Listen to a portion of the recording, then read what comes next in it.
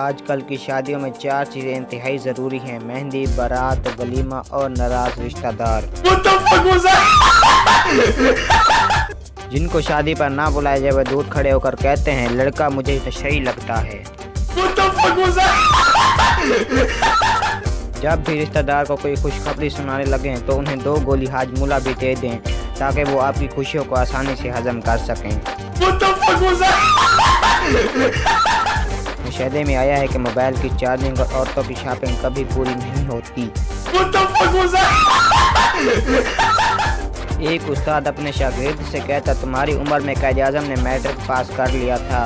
शागिर्द एक दिन तंग आकर बोला, सर आपकी उम्र में भुट्टो फांसी चढ़ गया था।